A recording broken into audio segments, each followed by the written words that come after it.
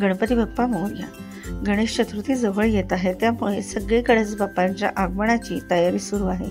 लवकरच बाप्पा आपल्यामध्ये पदार्पण करतील. भाद्रपद महिन्यातील शुक्ल पक्षातील चतुर्थी तिथीला गणेश चतुर्थी साजरी केली जाते. 10 दिवसात गणपतीची विधीपूर्वक पूजा अर्चना केली जाते. यंदा गणेशोत्सव 27 ऑगस्टपासून सुरू होईल आणि 6 सप्टेंबरला अनंत चतुर्दशी आहे.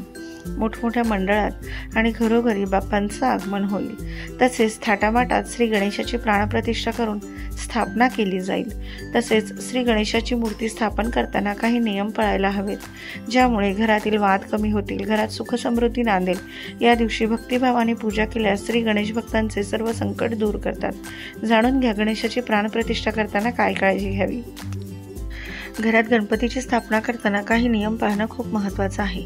गणपती बाप्पाची प्रतिष्ठापना करताना योग्य दिशा, आसन आणि पूजेच्या साहित्याचं योग्य मांडणी करावी. तसेच काही गोष्टी कटाक्षाने टाळायला पाहिजेत. नमस्कार, मी माधुरीज कुकिंग अँड लाईफस्टाईलमध्ये तुमचं स्वागत करते. आता आपण गणेश स्थापना करताना पाळायचे नियम बघूयात. मातीची किंवा धातूची मूर्ती असावी. शक्यतोवर सोंड उजव्या बाजूला असलेली मूर्ती टाळावी, कारण ती विशेष पूजेचे नियम पाळल्याशिवाय घरात ठेवू नये. मूर्ती घरात आणताना स्वच्छ कापडाने झाकून आणावी. घराच्या पूर्वेकडील, पश्चिमेकडील किंवा वायव्येकडील भाग गणपती स्थापनेसाठी अत्यंत शुभ मानला जातो.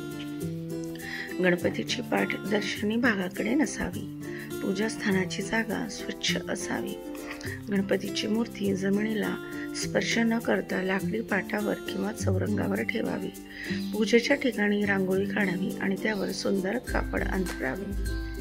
गणपतीला नैवेद्य म्हणून मोदक, मिठाई, फळे ठेवावे. जानवे, पत्री, दुर्वा, फुले, हार, धूप, दीप इत्यादी आवश्यक साहित्य तयार ठेवावे. प्रातः स्नान करून स्वच्छ आणि शुचिर्भूत होऊनच पूजा करावी. संकल्प करून गणपतीला आवाहन करावे. पाण्याने भरलेला कलश, शंख, घंटा, दिवा ठेवावा. गणपती बाप्पांना आवडणाऱ्या वस्तू अर्पण कराव्यात. विसर्जनापूर्वी गणपतीची मनोभावे पूजा करावी, आरती करावी आणि मगच त्यांना निरोप द्यावा.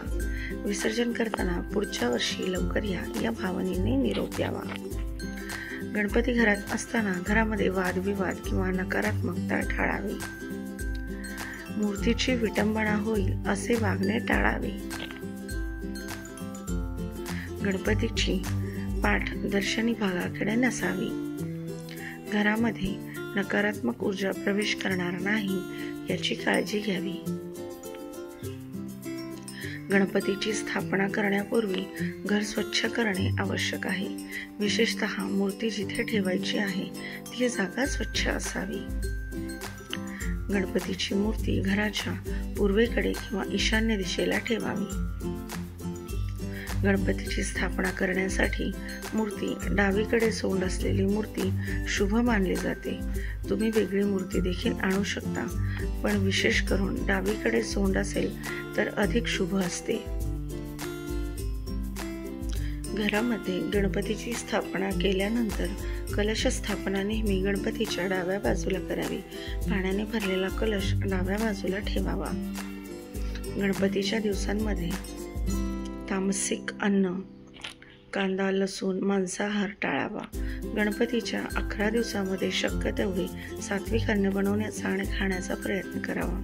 जरी तुम्ही गणपतीची स्थापना तुमच्या घरी करत असाल तरी आणि करत नसाल तरी देखील गणपती बाप्पांचे विसर्जन करताना नेहमी योग्य, विधिवत आणि मंत्रांचे पठण करून मगच करावे.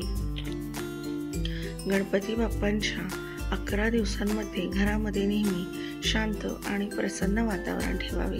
कुठलेही भांडण, तंटा, कलह करू नये. घराचे वातावरण सकारात्मक राहिले तरच तुम्ही गणपती बाप्पाची स्थापना केल्याचे पुण्य प्राप्त होते.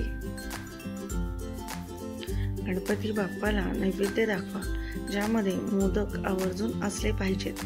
नाहीतर तुम्ही लाडू, मिठाई किंवा गोड पदार्थाचा नैवेद्य देखील दाखवू शकता. पर्यावरणाचं संरक्षण करणं ही आपली सगळ्यांची जबाबदारी आहे.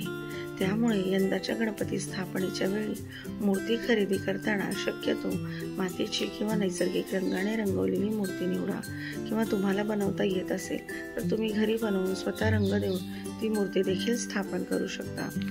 गणपतीची स्थापना शुभ मुहूर्तावर आणि योग्य विधीनुसार करा. फक्त गणपती बाप्पाची स्थापना करायची आहे म्हणून करू नका. विधिवत केल्यानेच त्याची फलप्राप्ती होते. मूर्तीच्या पूजेच्या ठिकाणी पाण्याने भरलेला कलश ठेवावा.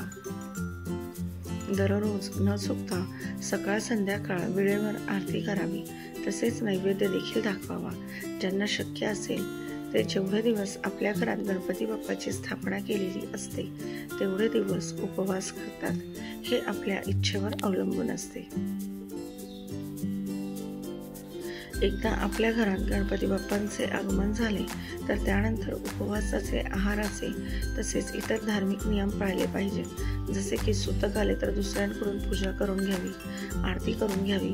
मासिक पाळी आली तर शक्यतो पूजा, आरती, नैवेद्य सगळंच दुसऱ्यांकडून करून घ्यावं. तुम्ही नैवेद्य बाहेरून मागवला तरी देखील चालतो. गणपती स्थापनेच्या 11 दिवसांच्या काळामध्ये जर तुम्ही उपवास करत असाल किंवा नसाल तरी देखील जर घरात गणपती बाप्पा बसवले असतील तर पती पत्नीने ब्रह्मचर्याचे पालन आवर्जून केले पाहिजे. तुम्ही जेवढे दिवस गणपती बाप्पा बसवणार आहात किमान तेवढे दिवस तरी फक्त 3 दिवस, 5 दिवस किंवा 11 दिवस. गणेश उत्सवादरम्यान आरास करण्यासाठी पर्यावरणपूर्वक गोष्टींचा वापर करावा. थर्माकोल, प्लास्टिक इत्यादी विघटन न होणाऱ्या वस्तू, पदार्थांचा वापर टाळावा. मूर्ती ही नवीनच असावी. ती शक्यतोवर भंगलेली नसावी. मूर्तीची सोंड डावीकडेच वळलेली असावी. गणपतीचा चेहरा पूर्व किंवा उत्तर दिशेला असावा. गणपतीची स्थापना ईशान्य कोपऱ्यात करावी. गणपती बसवण्यासाठी निवडलेली जागा स्वच्छ आणि पवित्र असावी. गणपतीची मूर्ती बसवलेल्या अवस्थेतीलच असावी. गणपतीच्या खाली तांदूळ अंथरावेत आणि त्यावर लाल वस्त्र ठेवावे. गणपतीच्या समोर पाणी, नारळ, सुपारी, 5 फळे आणि फुले ठेवावीत. मूर्तीची स्थापना शुभ मुहूर्तावरच गणेश चतुर्थीच्या दिवशी करावी. गणेश स्थापनेपूर्वी गणपतीला गंगाजलाने शुद्ध स्नान करावे. प्रत्येक दिवशी आरती, नैवेद्य व फुलांनी पूजा करावी. गणपतीला दररोज 21 दुर्वा अर्पण कराव्यात. प्रसादामध्ये मोदक, लाडू, केळी, नारळ इत्यादी सात्विक अन्न ठेवावे. पूजेसाठी लाल रंगाचेच वस्त्र वापरावे. घरामध्ये भक्तिमय आणि आनंदी वातावरण ठेवावे. विसर्जन मातीच्या मूर्तीचे पर्यावरणपूर्वक पद्धतीनेच करावे. मूर्ती दरवर्षी बदलावी. तीच मूर्ती पुन्हा वापरू नये. गणपतीसोबत मूषकाला फूल, दुर्वा, बेलपत्र अर्पण करावे. गणपतीच्या समोर आरसा किंवा पाठीमागे भिंत नसावी. स्नानगृह किंवा स्वयंपाकघराजवळ गणपतीची स्थापना करू नये. गणेश चतुर्थीच्या दिवशी पूजा आणि उपवास करून देवाला मोदक अर्पण करावे. गणपतीच्या मूर्तीजवळ चामड्याने बनलेल्या वस्तू ठेवू नये, कारण चामडं जनावरापासून बनलेलं असतं. म्हणून चामड्यापासून बनवलेल्या वस्तू जसे की चामड्याचे बेल्ट किंवा बॅग मूर्तीपासून शक्यतोवर दूरच ठेवावे. हे उपाय माहितीच्या आधारावर शेअर केलेले आहेत. अंधश्रद्धा पसरवण्याचा कुठलाही उद्देश नाही. वरील उपयुक्त आणि महत्त्वाची माहिती तुम्हाला आवडली असेल तर व्हिडिओला लाईक करा, इतरांसोबत शेअर करा आणि असेच नवनवीन व्हिडिओ पाहण्यासाठी चॅनलला सबस्क्राईब करा. व्हिडिओ शेवटपर्यंत बघितल्याबद्दल तुम्हा सगळ्यांचे खूप खूप खूप धन्यवाद आणि गणेश उत्सवाच्या तुम्हाला खूप खूप शुभेच्छा.